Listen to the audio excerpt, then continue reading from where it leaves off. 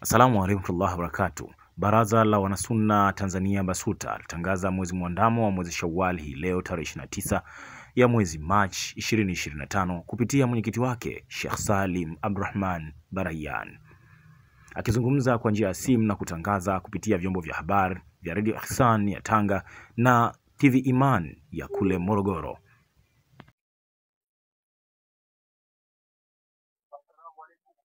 Wa alaikum assalam wa rahmatullahi wa barakatuh.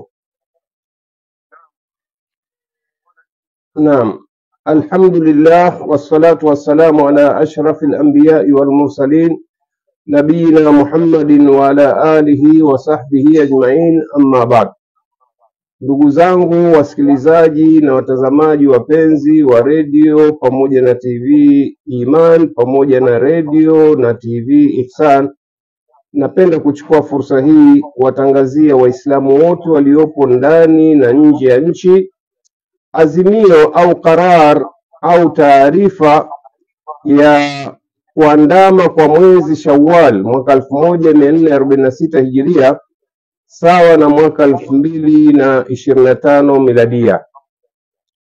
Ndugu zangu Waislamu popote pale mlipo, Baraza la Jumuiya za Ansari Sunna Tanzania BASUTA kwa kupitia kamati yake ya muandamo inawatangazia Waislamu wote wanaofunga na kufungua kwa muandamo usiozingatia masafa maalum au mipaka ya kijiografia kwamba tumepokea taarifa ya kuthibitishwa kwa muandamo wa mwezi Shawwali mwaka 1446 Hijiria kutoka nchi zifuatazo: Qatari, Imarati, Saudi Arabia na Kuwait.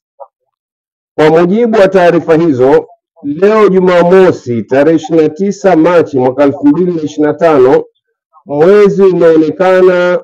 Hivyo basi kesho Jumapili tarehe 30 Machi sawa na tarehe 1 Shawwali mwaka 1446 Hijiria ni siku ya Idi, ni siku ya sikukuu ya Eid al-Fitri insha Allah. Mtume wa Mwenyezi Mungu, rehma na amani ziwe juu yake, amesema fungeni kwa kuonekana mwezi na fungueni kwa kuonekana mwezi, na iwapo mtagubikwa na mawingu ili msiweze kuona huo mwezi, basi kamilisheni hesabu ya mwezi siku 30. Hadithi imepokewa na Imam Bukhari. Sambamba na hayo, tunawakumbusha Waislamu kutoa zakatul fitri kabla ya kumalizika kwa swala ya Idi kesho, kwani nje ya muda huo haiwi tena zakatul fitri bali inakuwa ni sadaka kama sadaka nyingine. Pia tunawakumbusha Waislamu wote kwamba sikukuu ya Idi maana yake ni kumshukuru Allah subhanahu wa ta'ala kwa fadhila ya kutuwezesha kukamilisha ibada ya saumu, na wala sio siku ya kufanya maasi kama wafanyavyo baadhi ya watu wasiochunga mipaka ya Allah subhanahu wa ta'ala.